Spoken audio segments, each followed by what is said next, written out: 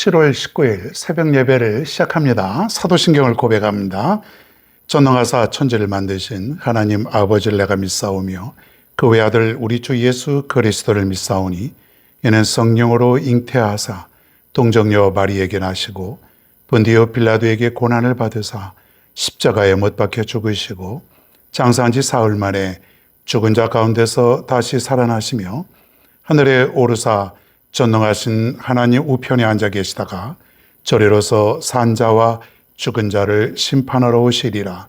성령을 믿사오며 거룩한 공예와 성도가 서로 교통하는 것과 죄를 사하여 주시는 것과 몸이 다시 사는 것과 영원히 사는 것을 믿사옵나이다. 아멘.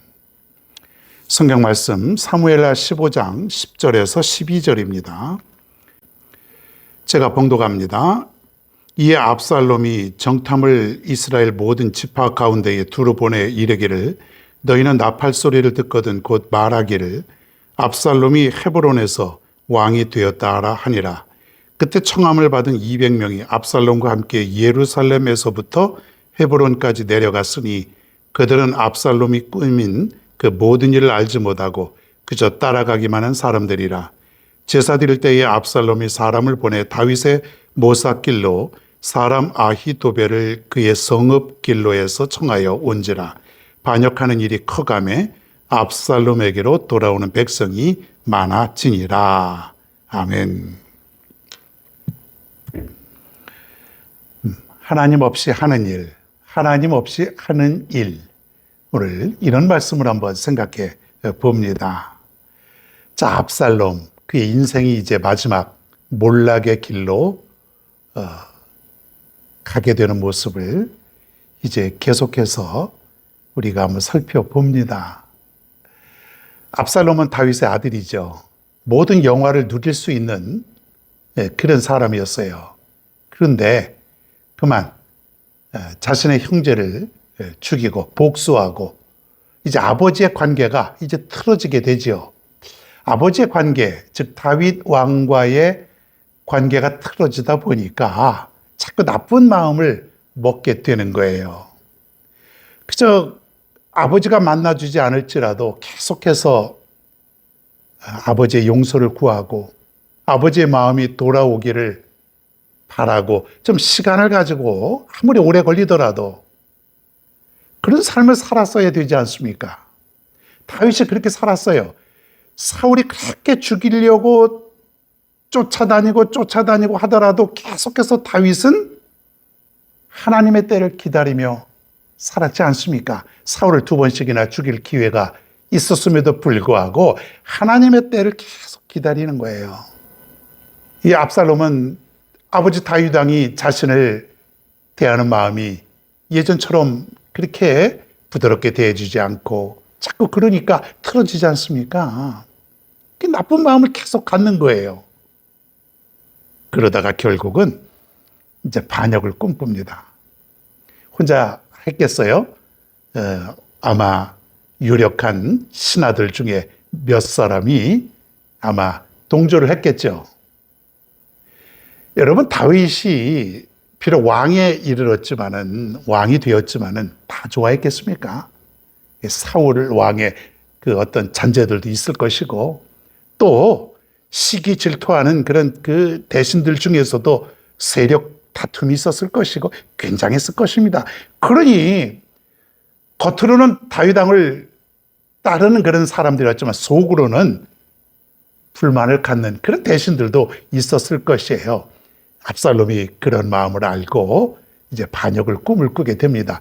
아버지 다윗 왕을 죽이고 자신이 이제 왕이 되려고 하는 그런 준비를 이제 철저히 하게 됩니다. 그러면서 저가 준비한 게 뭐냐면 병거, 말, 호위병 이렇게 군사를 모집하는 것이죠. 은밀히.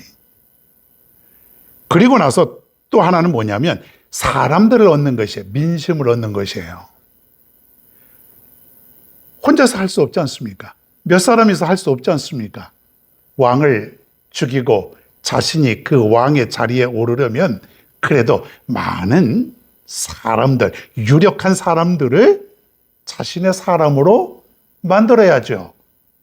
그걸 하나씩 하나씩 만들어 가는 것이에요. 어떤 사람에게는 뭐 돈을 주었을 것이고, 어떤 사람에게는 그래도 자리도 보전을 약속한 사람도 있었을 것이고, 어떤 사람에게는 뭐 약점을 잡아서 자기 사람으로 강압적으로 만드는 그런 모습도 있었을 것이고, 특별히 이제 다윗 왕에게 재판을 하러 오는 사람들이 있었습니다.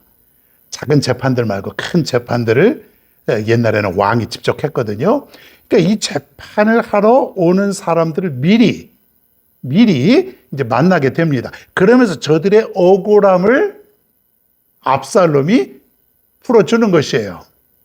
뭐 억울한 사람만 있었겠습니까? 어떤 사람들은 오히려 잘못한 사람도 있었을 것이고, 그러니까 저들의 그 어떤 그 마음을 얻기 위해서 아마 유력한 사람들이겠죠. 뭔가 힘이 있는 사람들이겠죠. 그런 사람들을 얻기 위해서 여러 가지 방법을 써서 미리 저들을 잘 마음을 얻어서 자기 사람으로 계속해서 만들어 가는 것이죠. 아무리 압살롬이 잘못을 했어도 그래도 왕의 아들의 신분이니까 그럴 만한 큰 힘이 있었을 것이라는 거예요. 여러분, 결과가 어떠할까요? 이런 사람들의 삶 어떠할까요? 잘 먹고 잘 살까요? 한동안은 잘 먹고 잘 살죠. 남을 무너뜨리고 남을 밟고 일어서고 뭐 그러면은 바로 그냥 쓰러지는 게 아니에요. 잘 먹고 잘 살아요. 한동안은. 아주 그냥 오랜 동안도 잘 살아요. 자, 그런데 결과가 안 좋아요. 결과가 안 좋아요. 하나님 편에 볼 때에 그 사람의 인생의 마지막을 결코 승리자의 삶을 살도록 내버려 두지 않는다는 사실이에요. 하나님을 떠난 사람, 의의가 아닌 불의를 저지르고 살아가는 사람들, 하나님이 함께할 리가 없죠. 하나님이 떠난 인생은, 하나님과 함께하지 않는 그러한 인생은 실패할 수밖에 없다. 여러분, 우리의 삶 속에 하나님이 떠나서는 안 됩니다. 하나님이 함께하는 그런 삶, 그러려면은 우리가 의의를 행하며 살아가야 돼요. 어제도 말씀드렸지만 늘 겸손한 모습으로 하나님 앞에 나는 늘 연약한, 그래서 하나님의 도우심을 입고 살아가는 그런 사람, 의롭게 살아가야죠. 정직하게 살아가야죠. 바르게 살아가야죠. 이게 뭐예요? 하나님이 원하는 대로 내가 살아가는 것이에요. 내가 이 땅에 살아가면서 빛과 소금의 역할을 감당하며 살아가는 사람. 소금은 없어서는 안 될 귀한 조미료 아닙니까? 빛이 없으면 어둠이 남지 않습니까? 얼마나 힘든 삶을 살아갑니까? 그러니 우리가 세상에 나가서 빛이 되고 소금이 되고 그런 역할을 살으라는 얘기예요. 그런데 하나님이 없는 삶, 하나님의 말씀이 떠난 자의 삶, 제멋대로 살아가는 삶, 인본주의적인 삶, 이런 삶은 하나님이 떠나는 거예요. 실패하고 빛이 아니고 어두운 삶, 소금이 아닌 아무 영향력을 줄 수 없는 그러한 삶, 오히려 해를 끼치는 그런 사람들이죠. 우리 그리스도인들은 이 압살롬 같은 이런 삶을 살아가면 안 됩니다. 분을 참지 못하고 그저 어떻게 하면은 수단과 방법을 가리지 않고 내가 살아가려고 하다 보니까 결국에는 아버지 다윗 왕을 죽이고 자신이 왕이 되려고 하는 어리석은 그런 삶을 살아가게 되지 않습니까? 우리가 믿음으로 살아가면서도 내 삶의 방식은 세상적인 그런 방식일 때가 많다고 하는 거예요. 그런 사람들 많습니다. 자꾸 이렇게 살아가려고 할 때에 어떻게 해야 될까요? 어떻게 해야 내가 그렇게 살지 않을 수 있을까요? 기도라는 것이에요. 기도는 무엇일까요? 하나님께 도움을 요청하는 것이에요. 나의 연약함을 깨닫고 내가 할 수 없다는 것을 깨닫고 하나님께 도우심을 요청하는 그러한 행위, 그게 바로 기도죠. 그러니 기도는 겸손한 사람만이 할 수 있는 그런 모습이에요. 교만한 자는 항상 자신을 의지하고 자신이 가진 어떤 힘을 의지할 수밖에 없어요.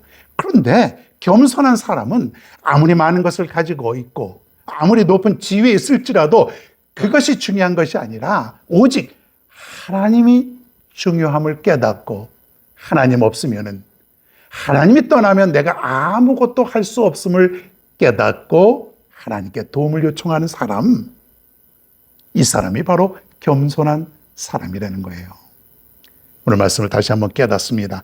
하나님 없으면은 압살롬과 같은 이러한 결과가 나올 수밖에 없다. 그래, 하나님 떠나면 큰일 납니다. 안 됩니다. 하나님 떠나서는 살 수가 없다는 것, 오늘 다시 한번 이 아침에 깨닫고 살아갑시다. 오늘 하루도 하나님과 더불어, 얼마나 멋있어요. 하나님과 동행하는 삶, 하나님이 내 옆에서, 성령님이 내 옆에서, 내 안에서 항상 나를 인도하시는 그런 삶. 오늘 하루 여러분 모두에게 이런 삶이 있기를 간절히 바랍니다. 돌아올 때는 기쁨으로, 감사한 마음으로 행복하게 오늘 하루 마칠 수 있는 저와 여러분 모두가 다 되기를 축원합니다.